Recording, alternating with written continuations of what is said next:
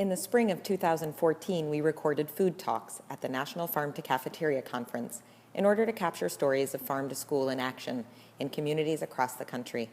One of our speakers, Jara Lee, was unfortunately sick that day and unable to share her story. We bring it to you now. I grew up in a small coastal town on the Gulf of Mexico in Gulfport, Mississippi. Although I've been blessed to live in other parts of the world, the city where I'm from, to me, is the most beautiful place on earth.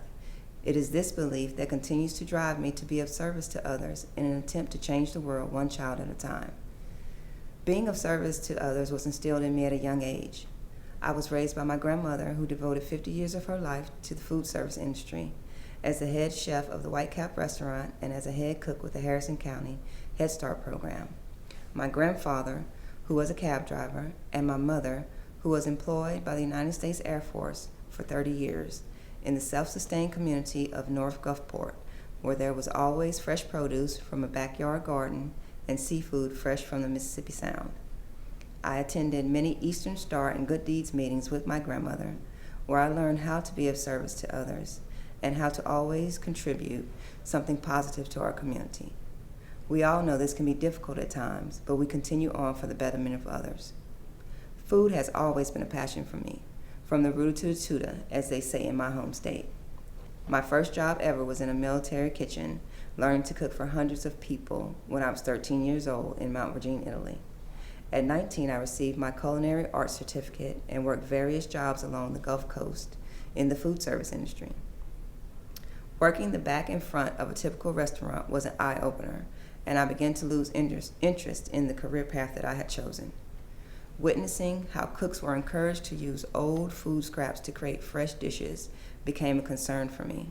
Knowing that people were coming into our restaurants and ordering foods using their hard-earned money and not getting what they thought they were was an issue for me. In 2008, my niece was born premature, weighing 2 pounds and 12 ounces, and within 8 months of her birth, she was diagnosed as obese.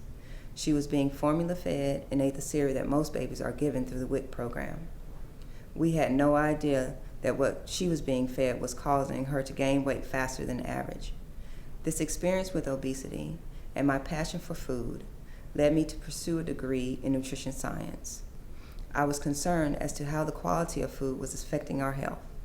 Once I finished my degree, I planned to open a business and offer nutritionally home-cooked meals to busy families. I can honestly say that I thought this would alleviate the problem or be a solution, but I did not realize until I watched the film King Corn. This film was a game changer for me. I had no idea how our food was being modified from the soil to the seed.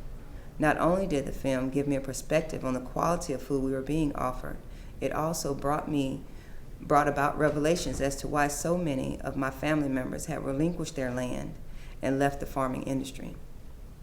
I began to look for job opportunities that didn't exist. It became important for me to present to people an idea of how our food system was designed to help them make better decisions about what they ate.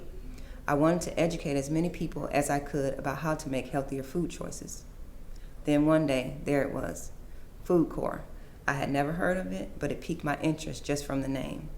I had been enrolled in AmeriCorps in 2005, but was not able to complete my service due to Hurricane Katrina.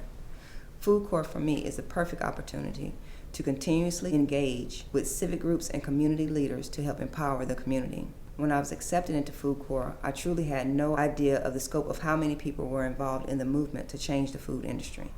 When I look at the young service members in my Mississippi cohort, I am encouraged to continue my service once my term is done. My memories of backyard gardens and fresh local seafood can become reality for my children and grandchildren because of the service the FoodCorps service members give, one community at a time. Education, quality, and access have become the main points of focus for me when it comes to food.